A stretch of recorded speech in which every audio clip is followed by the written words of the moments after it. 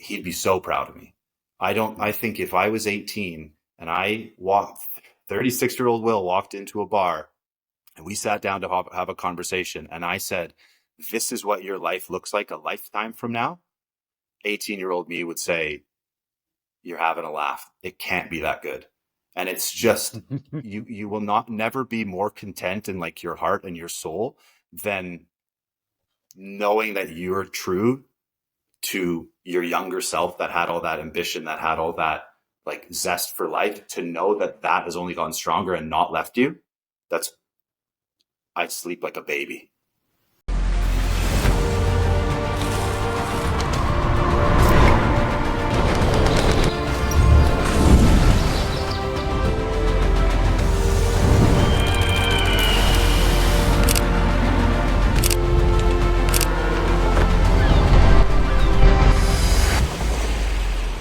Welcome to the Ronin Mindset. My name is Steve Didier, and today is going to be a lot of fun for me personally because the gentleman that I have on the podcast today is actually a good friend of mine. We met in Playa del Carmen, it'd be 8 years ago now. And yeah, probably more. Like, wow, I didn't realize it that long. But we met, ended up being good friends.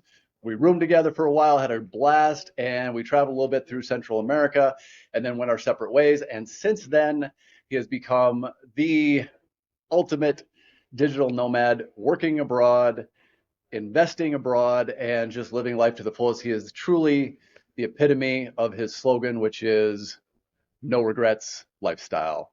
Will Lees, welcome to the show. Thanks, buddy. Great to see you. Great to be here. What an intro, man. Ah, I'm not good with compliments, but I like that. That sounded great. look, man, like you've inspired me. I know when we were in Belize and we kind of separated and you headed further south and I went back to Mexico, like, I mean, obviously we stayed in touch. We're good friends, but just seeing your travels and seeing what you've been able to do in terms of working remotely and investing and different things is really inspirational for me in a big way. So, Awesome, man. kudos, I love homie. that. I appreciate that, man. Yeah, it's funny. It's been pretty full on since then. As I look back, like you just said, like, oh my God, like, was it 7, 8 years ago? And I go, dude, I think we'd be about a decade now. Getting pretty close, maybe 9, 10 years. And I look back and I go, geez, all that time has absolutely flown by. But I also look at it in a different perspective where I go, yeah, but look at what I've done and been able to achieve and the memories and stuff in those 10 years. And I sometimes go, I can't believe I was able to pack it in that time. So yeah, Well, the life you've lived and the experiences you've had, like I think most people, just in the last 10 years, I think most people that would fill up a lifetime I, because you've been on the road steady. I tend to, yeah, I sometimes look at it like that, but I also look forward in regards to like planning and what I want to do in that regard as well, where it's just kind of like, I do to make my life most exciting. What can I do to have those memories? Or when you talk to people who tell you about something that they've done, you go, oh, like that sounds interesting. I kind of want to do that. And then being able to not just think and dream about it, actually put it into action. So it's been there was times where you just kind of spinning your wheels and stuff, but the last number of years, kind of since meeting you, to be honest, I've got a bit of traction and things have really gone in a good direction. So I'm super lucky. Yeah, dude, it's really been amazing to watch. I know we've hooked up a couple times in the meantime, but well, for the people listening, why don't you give us a little background? Obviously, I know, but kind of what was you were in Vancouver, Canada, living a pretty normal life, and then there was a catalyst that made you really kind of take stock and take a different direction with your life. There's a few. So yeah, born and raised in North Vancouver, Canada, like absolutely beautiful, fantastic place. My parents being from England, I didn't have a ton of roots here. We'd also always go back to Europe every second year, do a lot of traveling, and that really opened up my eyes to, which I don't think a lot of people here kind of do, is there are, or just general people around the world, there are places outside of where you're from. And then, yeah, there's a couple of positive catalysts in my life, and then a very kind of negative one that kind of put you on a certain path. The first couple were, first time I ever went to see my family in Spain. Went there. Mm. I remember walking down towards the ocean at, they eat dinner late, 10 p.m. at night. It's absolutely, it's I don't know, 30 degrees Celsius out. It's incredible. And I just looked at my dad and I went, like, is everyone here on vacation or like what's going on here? My dad was like, no, like people live like this. And I just went, and I remember thinking, I want to live like this as well. And so I Right. think I was probably 12, and that was the first time I went. I never felt like I really belonged here in North Vancouver. And that was the first time that I went, okay, like there are places where I feel comfortable outside of here. Um, Another time was when I went to Puerto Vallarta on vacation. It was a similar sort of thing. I was just the sunshine and everything. Those were the positive catalysts. But yeah, in the end of high school, a negative catalyst, and this is sort of you mentioned no regrets lifestyle. The thing that put me on 100% the path I'm on today, which was somebody he was a peer, a friend of mine who I've known a very long time, somebody I always looked up to, even though he's only a few months older than me, a friend named Quinn, who lived by the mantra "no regrets." That didn't just say it, lived by it. Was so wise beyond his years. It was incredible. So kind, so like caring and just present. Who obviously had a ton of big plans for the future. Was tragically hit by a bus and killed on our way to our graduation. I know you know the story, but it sucks to tell it, sucks to hear it. Yeah, and it was sort of a where do you go on from here? How does somebody who was so incredible, like he was, a lot of us looked up to him like he was a leader, Superman, and then that happened to him, and you just go like, how does that happen to someone like that? Where do we go from here? And I just remember thinking he can't, live the life that he had envisioned. Like I'm going to for both of us, and that was the moment where I was just like, I'm going to pursue a no regrets lifestyle. Yeah. And you have to the fullest, which is good. You Definitely, live it. definitely tried. Yeah. Well, that's that authentic thing. So, and that was on your way to your high school graduation. On our way to our high school, like would have been the graduation, not like the walking across the stage, but sort of like do it a little bit different in Canada. It's kind of like this, the graduation sort of celebration. And then a few days later, you do the walking across the stage thing. But yeah, literally on the way there, I mean, pick a worst time and a worst day. I dare you. I don't think it exists. And so it was just this. Yeah, it was a crazy thing. But you see the legacy that he's left. It's interesting. If you come to Vancouver, a lot of times you'll go around and see basketball courts with a big Q in them because he was uh, the captain of our basketball team. Our high school won provincial championships in our final year. He was the MVP, played with a broken wrist. Just again, just an absolute leader, absolute and humble as all get out. And yeah, and he's got a charity basketball game in his name, which is growing every single year. I mean, Steve Nash, the two-time NBA Yeah. MVP, wrote a letter to his family that they read at his memorial, just so inspired by his story. And the other day, being here, I come back to Vancouver for a few months in the summer. I saw a guy walking through one of our local gyms here with a no regret shirt on it, and I spoke to him about it. And I mean, he would have been not even born when Quinn passed away, I suppose. And we chat and chat, and he said, "This Quinn, 18 years on, Quinn still inspires me." So um, yeah, that was the moment where I sort of went, because do I go to school and do I just live this sort of cookie cutter basic lifestyle as anyone else, that being true to myself? And when this happened, I went absolutely not. And that was the moment where I said, what is it that I want to do? And I went, and I would talk to another friend of mine who was friends with a couple of friends of mine who were friends with Quinn as well. And somebody threw out just like, why don't we go travel? Why don't we go see the world? Why don't we go do what we want to do? And that's when we bought one-way tickets to Fiji, Australia, and Thailand with no ticket home at Legendary. 18. Yeah. Love it. And you pretty much, well, how old were you when you hit Mexico? So, yeah, so so I, 23, 24. So um, when we went to Fiji, Australia, Thailand, I remember again, sort of one of those catalysts, the positive catalysts, like my first time to Spain, like my first time to Puerto Vallarta, being with my buddies, seeing new places, each day being something new, each day being like, this was memorable. And then the Yeah. next day being equally memorable. I just went, now this is a way to spend your days. And I remember specifically, I was in a town in South Sydney called Cronulla, and I was calling my dad, and it's like one of those little travel phones you punched in the 00+1, had a conversation with Yeah. my dad. I said, Dad, this trip is, I know what I want to do. And he said, oh, what's that? Thinking go to school, be, an engineer or things like that. And I said, no, whatever this is what I want to do. I want to see the world. I want to have fun. I want to enjoy my days. However, I can do that. I want to just continue to do that. And so I came back to Canada. I traveled a bit. I went to Latin America and I went, okay, Latin America, this is my type of place. And then after that long trip, I went back to South America and then came through Playa del Carmen. And then going through Playa del Carmen, met some people and got some information. And then this is little things can happen when they cause your life to turn around. A friend of mine sent me a Craigslist ad, I think, that said, sales and marketing in Cancun.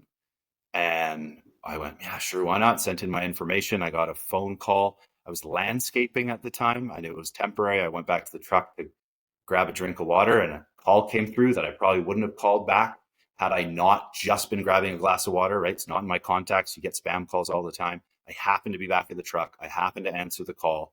Got a person there and said, you applied for a job in Cancun. You still interested? I said, yeah, sure. And they said, interview tomorrow at Sutton Place Hotel in Vancouver. And I just went, yeah, why not? No regrets. Oh, Who really? knows what will come out of it? And so I took a half day off work and I went down there and walked in and sat at a table, talked to a guy for a few minutes, literally about 5 minutes, stood up and he shook my hand and said, do you want to go live in Mexico? And I said, uh-huh. And Uh-huh. he said, when do you want to go? And I said, well, my dad's birthday's in about 11 days. So maybe a couple days after that. And he looked at me like, usually people need maybe a month or two at least to get their affairs in order. I was like, no, like, why waste time? Like, no, I'm ready to go. And Shit, I'd be going tomorrow if my dad's birthday wasn't in 11 days.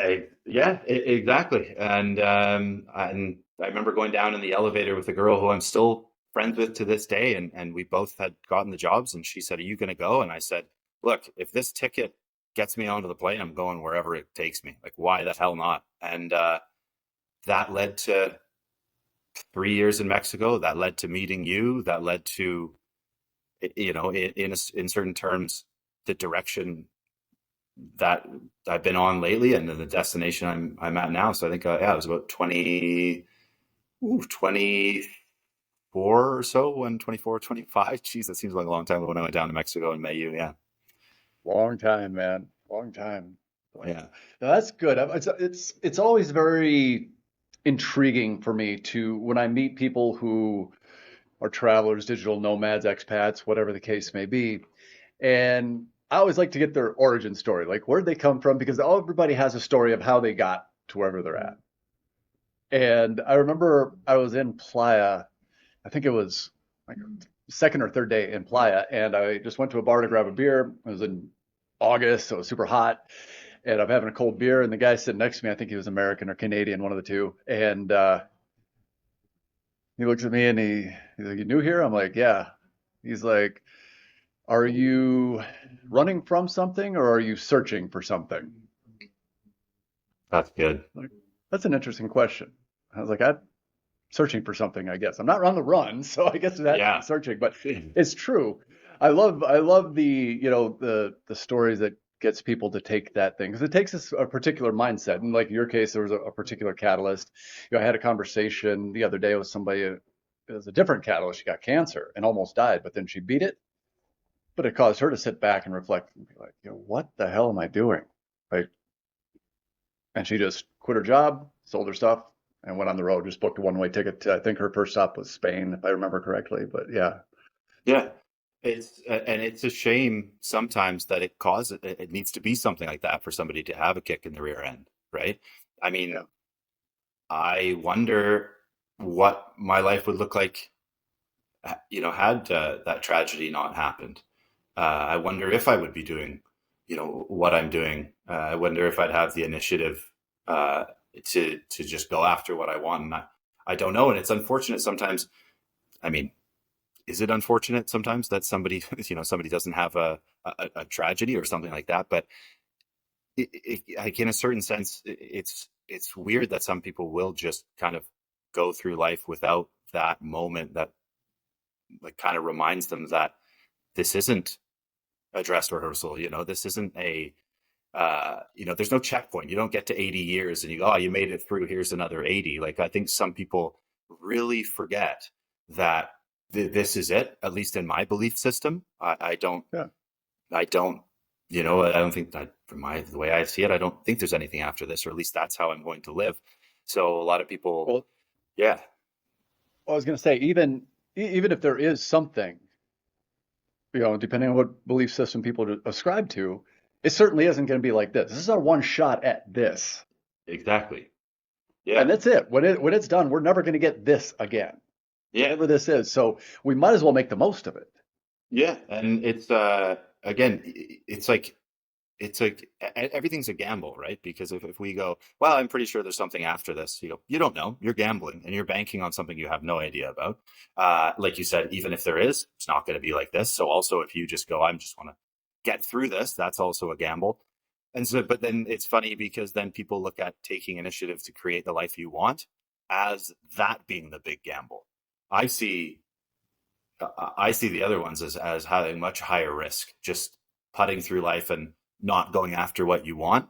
So I actually wrote an article talking about trying to kind of put into perspective uh, life being sort of like the end of a vacation. That melancholy feeling you have because something you look forward to is coming to an end. Now imagine that being your life, but instead of being able to go back to work, it's possibly all over, right? And Yeah. I wrote that because of literally what you were talking about, where you're talking about that catalyst to get people to live, where that person was brain cancer. For me, it was a friend passing away. Some people, like, you don't want tragedy in your life, but some people No. need something to really refocus them to go after what they want. And that was my reason to write that article, where it's like, don't let it be a tragedy. Just come to the realization on your own. Yeah. That's what I think more and more people are kind of waking up to. At least I'd like to think so, because it took me losing my entire real estate businesses, all my house, my marriage, everything for me to be like, okay, I'm free. I knew I wasn't satisfied. I knew I wasn't fulfilled, but it was the golden handcuffs. I was making too much money to leave. But when I lost everything, that freed me up and I was able to go. Yeah. But yeah, it's too bad that it takes something significant to make people wake up. And Because most people I think oftentimes, are sleepwalking. significantly negative, Yeah. right? Because, like you said, you had the golden handcuffs. Like something significant, it was that you were making a significant amount of money, but you weren't living really the life that you probably wanted. And then you had the significantly negative thing happen where everything crashed and you lost everything. To be like, yeah, I wasn't really that happy. And then you Yeah. go after what you want. So it's just tough that it has to be oftentimes something significantly negative for people to be like kind of refocus and go after, something that aligns with what they actually want, not sort of what they go, well, within these parameters, this is good enough. Yeah. Yeah. Yeah. Absolutely. Good enough. I don't want to live a life that was good enough. I mean, it's absolutely terrifying for me to think about being on my deathbed and looking back and having those regrets. That's what the no regrets thing ties into really well. But it's just that is the scariest thing in the world to me. Like, man, I should have done this. Yeah. I should have done that. Yeah. And having those, and like, there is something I like to clarify in the no regrets kind of mentality. A lot of people think it's no regrets, meaning don't think about tomorrow, live for today, live for this moment, you know, live like you're going YOLO. to die tomorrow. Well, then if you do that and you actually don't, then you haven't really set up yourself up for the future. It's a mentality so that you look in the future and you go, will I regret the decision I'm making now? Right? So whether that be saying yes or no to something, giving something a chance or not because of the possible outcomes, it's thinking forward and going, so enjoying the present, but also making decisions now that in the future you're, whether you do something or you don't do it, whatever decision you take, that you're not going to regret it in the future. So it's not throwing caution to the wind and just going live for today. It's Right. being, it's living for today, but also setting yourself up for the future by making just decisions that you can see that you won't regret. Like, it's not Yeah, it's not a immediate mentality for right in this moment. Right. Exactly. No, you have to be smart about it. And that's one thing I've noticed about you is that you've been very methodical and very strategic about it. So it kind of just for everybody's information, when we left Playa, that's kind of when you were cut the cord as far as having, employment or something at a geographical location. You were really free at that point. Yeah. Kind of walk us through that and the mentality that took, because you've had a couple different jobs, income sources, different things through the years, but kind of walk us through that.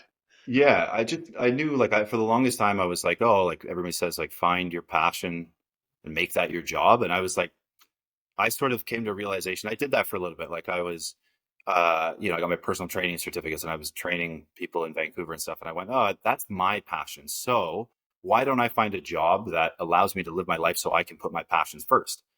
And I went, as long as I don't mind the job or I like the job and it pays well, it doesn't really matter what it is. And Right. initially, when we left Mexico, I remember I sort of stumbled into a sales job, or I went to it was a travel company. I basically they wanted a like a sales manager, and I think they wanted like a trilingual person. And I said my Spanish is okay, my English is pretty decent. My French is being in the West of Canada should be a lot better. But I ended up speaking to them about basically creating a renewal department for their memberships. And I remember going to the office a few days a week and then going, hang on a second, I don't really need to be here. And I remember talking with you and we sort of etched out a plan where I was like, there's a possibility that I could take this job remote.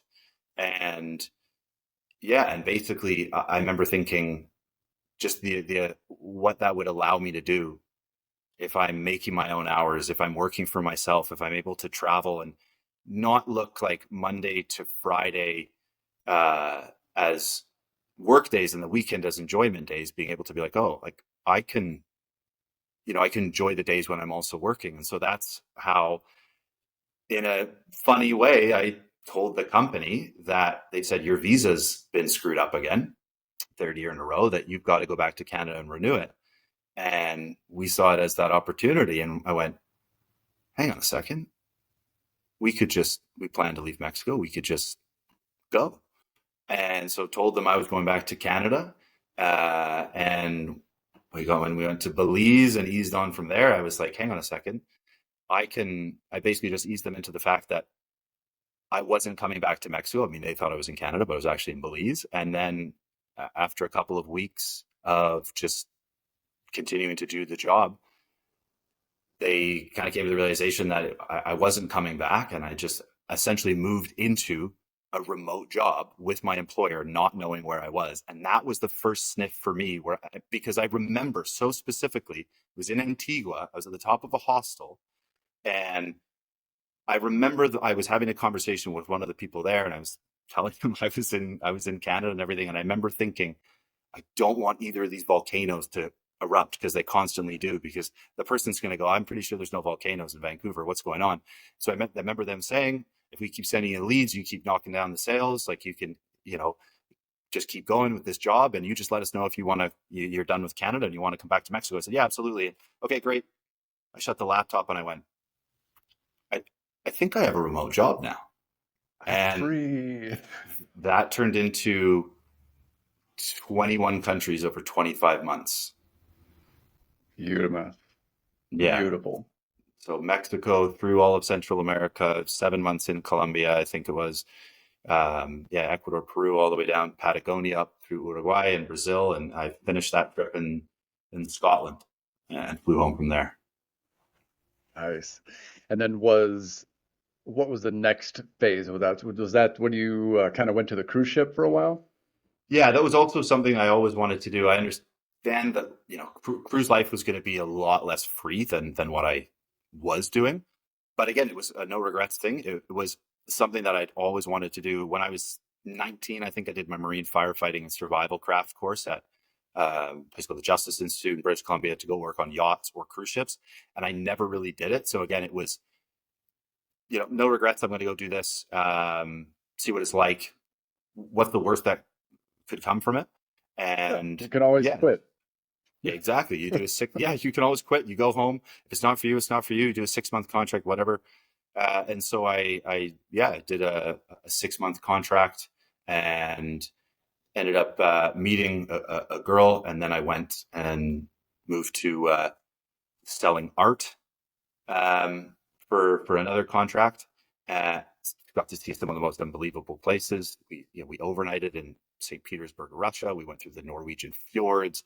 We went obviously to the Caribbean, through the Panama Canal twice, through Europe, the Greek islands, and everything. And then on my second contract, that's when everything happened with COVID, and Oh, yeah. yeah, I ended up getting stuck on the cruise ship for a while. How long were you stuck on that thing? 82 days in total. 82 days. Yeah. Talk about Starting cabin fever, because they didn't let you off the boat at all, right? nothing. Not off the boat at all. Luckily, when we got the news, we were between Argentina and Antarctica, so we were probably as far away from the whole thing as possible as kind of the wave came across. It was a hotspot in Italy and across Europe. And then when it hit North America, I mean, we were as far away from it as possible. Yeah. Um, And then, yeah, so we got the notification there. And then, ironically, Italy was where I flew home from, Genoa in Italy, 82 days later. Wow. Hmm. That's crazy. And then did you go right from that to your current gig?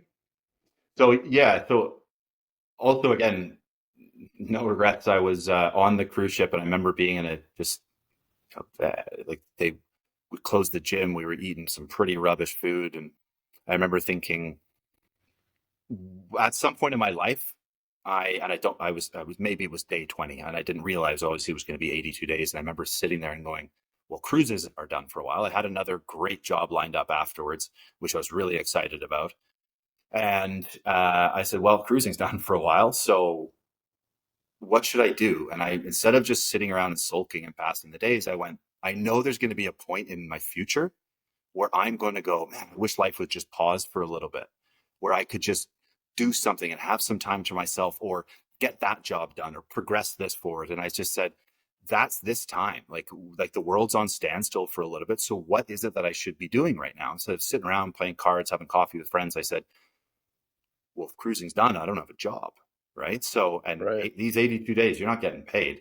And so every morning I would grab a coffee and I would go to this little area outside of the casino, and I had this beautiful view, and I would tap into the Wi-Fi, and I would job search. And I said, I want to get a stable remote job, and I realized I didn't want to work for myself. I wanted to work for a company, but have a long leash. And I found maybe 5 or 6 jobs that wanted to have conversations with me when I got home. And so I had all those interviews lined up for when I get out of my 14-day quarantine after 82 days on the ship when I got home to Canada. So I used that time definitely to set myself up well by the time I got home. Very cool. Yeah, And then you started traveling again when things started opening up back up a little bit? yeah, they barely even opened up. I remember, and I look back now and it looks quite stupid. But again, I felt like I'd wasted so much time being stuck on the cruise ship that I wanted to get out and get on the move again. So I had all these job offers, and I remember meeting with the company that I'm with now, and I just had just a really good vibe from these guys. And they said, you were a sales director on the cruise ship and a sales manager, and this is, a medium sales role. Like, what's stopping you from just taking this job for a couple months and leaving? And I said, to be honest, I hate interviewing. I hate doing this. If I'm going to do something, it's going to be because I want to. And I said, but also because it's remote. I can travel, right? And they said, yeah, absolutely. And then so after some thinking, I came back and I took this job. And one of the dreams, like I said, one of the positive catalysts in my life was Spain. That first time I ever went to Spain. Every time I go back there, I love it. And I said, the next time I go back, I'm putting roots there. So during COVID, I think it was October of 2020. So you're still in it. Yeah. I, yeah, I bought a flight and I said, I'm going to Spain. And I went to Spain and I went to see my family, and I took the money that I'd saved on the cruise ships and bought a house in the south of Spain, a little house in a nice little white village during COVID. That's amazing. Yeah. Where were you? Were you near Marbella? Yeah, not too far from Marbella, so just near a town called Estepona, so sort of between Malaga and Gibraltar, Okay. Yeah. in the area. Yeah, it was absolutely beautiful. But it was a tough time. I mean, there's restrictions coming in and out, and stores closed and groceries closed, stores closing early, and the weather was horrible. It was a really tough time, but Yeah. yeah, but it was, again, everything's a learning experience, so it was good. Yeah. No doubt. No Yeah. doubt. And now you've been a couple months in Canada enjoying the good weather, So and you're headed out here in what, a couple days? a week today, I will be flying back out to Nicaragua. So yeah, I'll be going down there for a month. So I go back there often, love it there, and then possibly back to Colombia. So my plans are basically I'll Vancouver for a little bit, back to Latin America. Again, you're probably seeing some trends here: Spain, Yeah. Latin America, travel, no regrets. But yeah, so back to Latin America for a few months, get out of the weather here. Then sometimes I'll come back for Christmas, but then I usually, summer here, and then usually a bit of a trip to a new place. This past year, it was the Balkans, so Albania, Montenegro, Croatia, Bosnia, Serbia, all through there. And then last year I went around the world, went to Cyprus, Egypt, Jordan, Sri Lanka, back to Thailand, Vietnam. So yeah, it's amazing to be able to bounce from all these different places and see new ones as well. Yeah. And one thing about you is you will always find the best coffee shops I knew you were wherever going to you say end that. up. Always. How Always. right was I? Puebla. And how funny Yeah. is that as well? Those two places that I told you about, the one in Puebla, Cafe Yeah. Cultura, and then the one Hmm. on Koh Tao in Thailand that you went to as well, Cafe Culture. Same Yeah. same name. So any aspiring baristas or coffee shop owners out there, name your place something about coffee culture and you're going to succeed, basically. That's amazing. The cafe culture Yeah. on Koh Tao is, I think, hands down my favorite coffee shop in the world right now. That is, I said I've had some unbelievable offices because the beauty about the remote job is you open your laptop and that's your office for a little bit. On the Red Sea in Egypt was up there. Um, there's a few places in Nicaragua, but cafe culture on Koh Tao, right there on the ocean, the bean bags on the sand. It's just absolutely, it's goosebumps, like Yeah. laugh to yourself. I'm so lucky type of beautiful. Yeah. Oh no, it's insane. Like people throw around the word paradise all the time, but it is really literal paradise.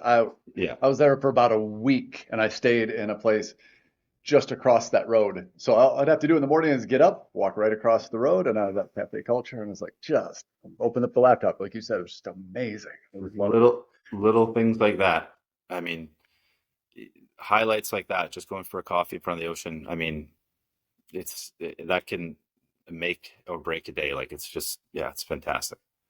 It's so funny to me how all the different problems, all the hustles and bustle, all the worries and all the different stresses that people are going through, especially like in the US and Canada.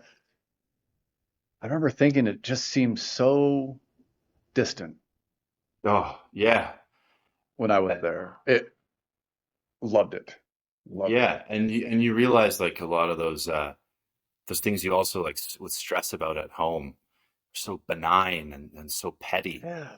when you're Yeah. somewhere there and you go, and it's also a very, very humbling, sort of comforting feeling to go, I can be happy with so little, right? Be Yeah. sitting there at a cafe with a view and going, this is all I need. It doesn't have to be does not, there's no Michelin stars on this place. No. There's no party, there's nothing going on. It's just tranquility and peace of mind. One of my favorite sayings in the world is happiness is a clear horizon. And the view off of Cafe Culture. That's a clear horizon. That is a clear horizon. It's got it's a 5-star no regrets coffee house. That's what it is. Absolutely. I give it the 5-star no regrets rating. So where is next? I know you always try and tackle someplace new. What's the new place you're heading to this time around the world? Oh, it's tough to say. I honestly, I don't even know. And this isn't to sound sort of, I don't know, condescending to any country out there, but I look at, like you asked me the other day, you said, what's on your like top travel bucket list? And I've got to really look at a map and assess. I've been super lucky with, I always wanted to go back to Thailand, and I was able to do that last year, 18 years later. I always wanted to go and see the pyramids of Egypt, see Petra in Jordan. I always wanted to do the Hajiang Loop on a motorcycle in the north of Vietnam, and I was able to do all of that last year. Going through the Balkans this year, I've done Europe before, so I have to look at a map, which is such a beautiful position to be in, to just be able to I go, know it's horrible, horrible. oh, I don't know how you deal with it. yeah, and just to be like, You're where is it that I want to go? Yeah, like my dilemma recently, and you know this because I was thinking about going back through to Playa del Carmen, and you were like, hey, if you go, I'll come for a trip down memory lane, and if I go to Cancun and Playa del Carmen, and then Colombia, and then Nicaragua, go the other way around. Like these are the, when you free yourself up, these are the big decisions, uh, right. which are it's so nice to those are like the big decisions in your day. It's such a nice place to be. So Yeah. in regards, where am I going next other than Nicaragua and Colombia and most likely Mexico again? Because this is my Latin America, couple of months. Then I really have to start sorting that out and look on a map and see where's new. It'll be fun to see where you end up. Now, Absolutely. I know when we chatted real quick before the podcast, you mentioned there was a moment of clarity that you had in Thailand. Yeah. I want to hear about that. This was huge for me. And I get goosebumps just telling it because hey, there's a catalyst of like the realization of like, okay, I need to live not necessarily better, but more in line with like what I actually want to do. But then there's also staying true to that. Like life happens, and I remember after Quinn passed away and we got those tickets to Fiji, and it was really actually just Fiji for 2 weeks. Australia, Thailand was a possibility.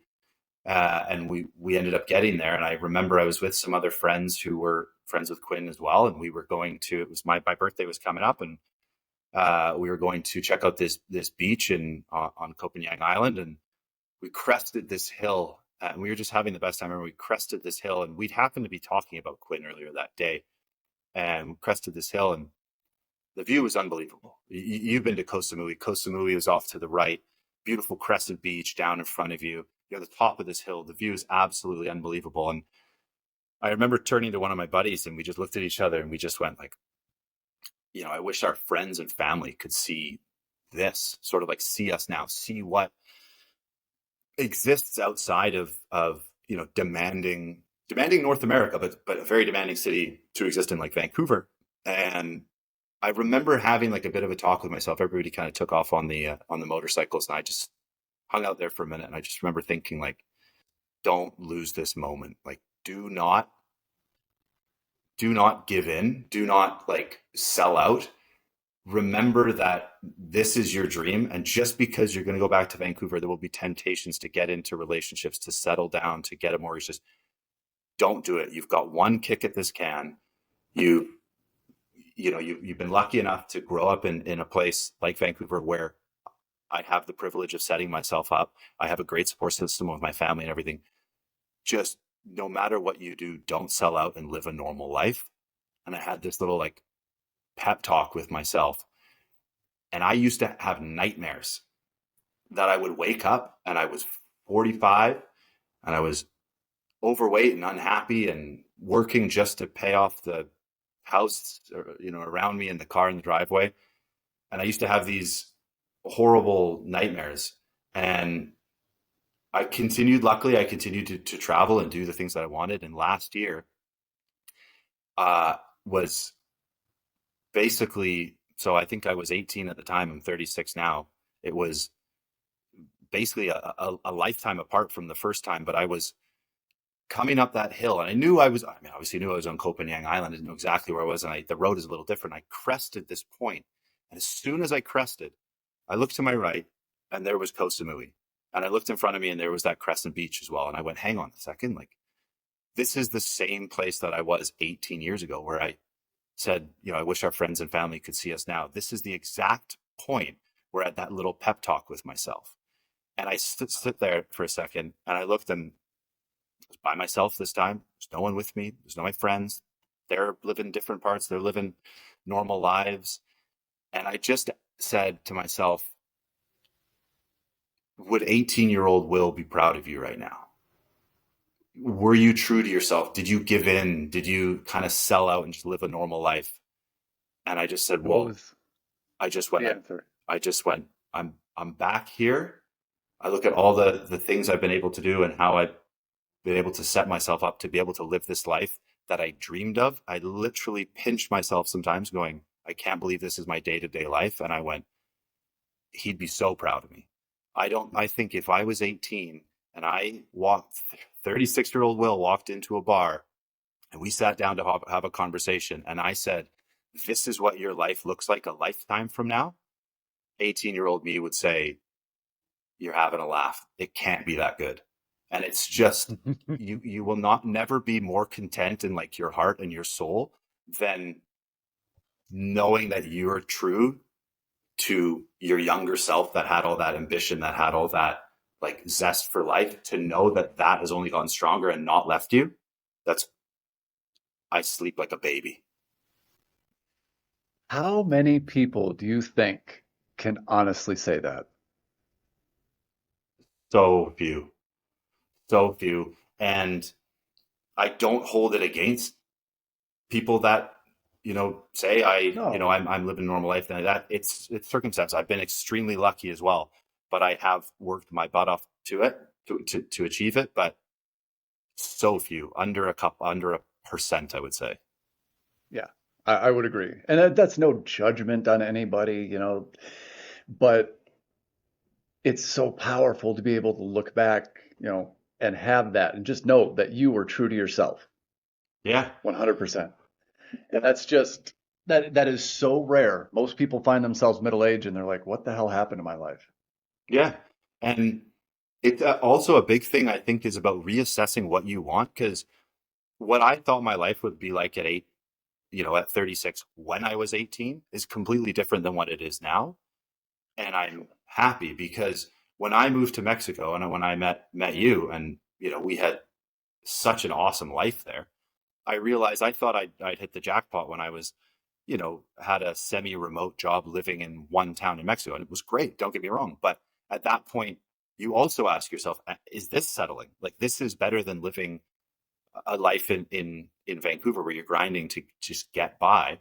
But always reassess as you go along. Go, is this? I have had this for a while. Is this life by the beach really what I want? And I went, no, it's actually a life by a number of beaches, being able to travel and stuff. So that's where you don't get complacent, even if you think you've hit what makes you happy. Look, can I be happier? Can I do more? I think that I like that saying. There's two tragedies in life. One is never achieving your life's goal, and the other is achieving it. Right. So Right. if you never achieve your life's goal, that's upsetting. But if you also achieve it and don't create other ambitions and other goals, that's also a tragedy. Yeah. Well, one last question, my friend.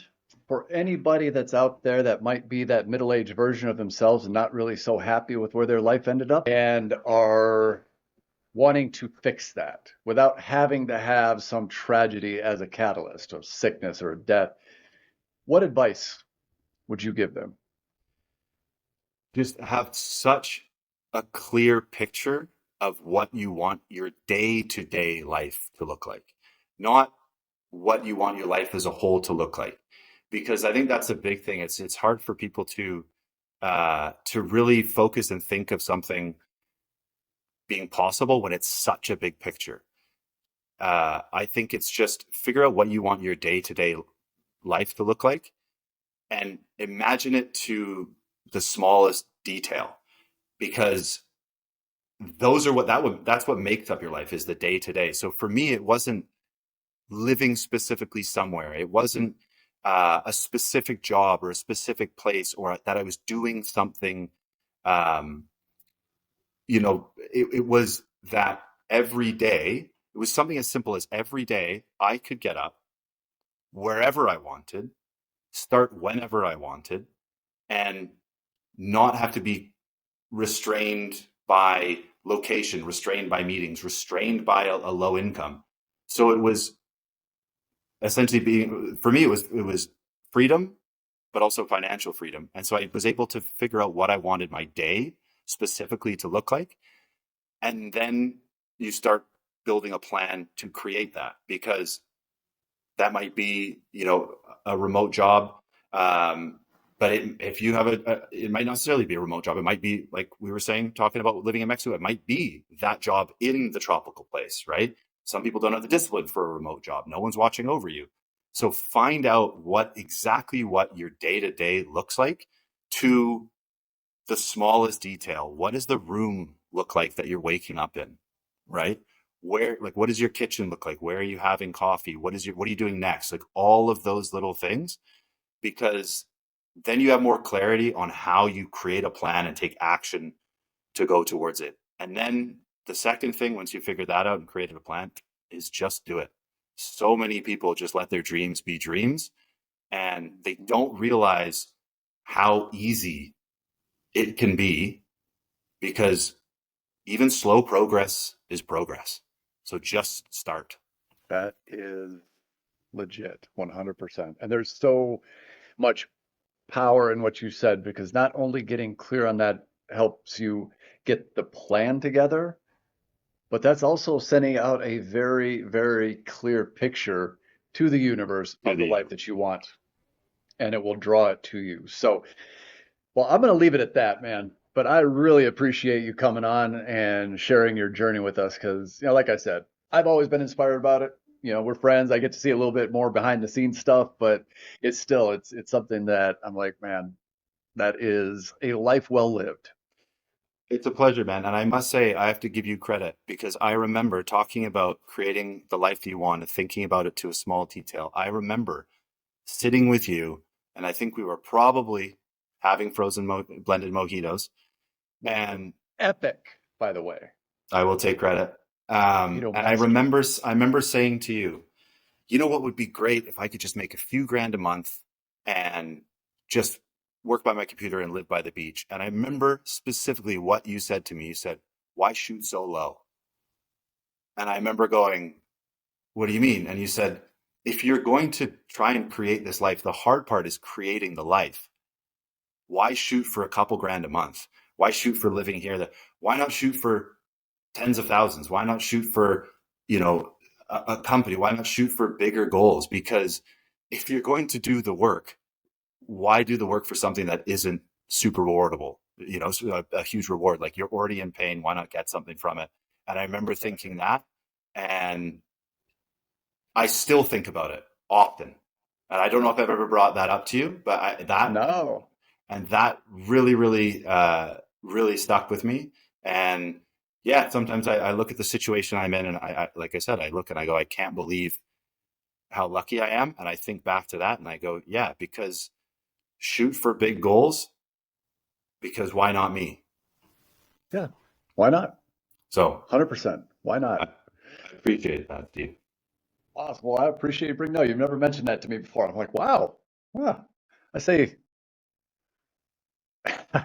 well, I appreciate you, brother.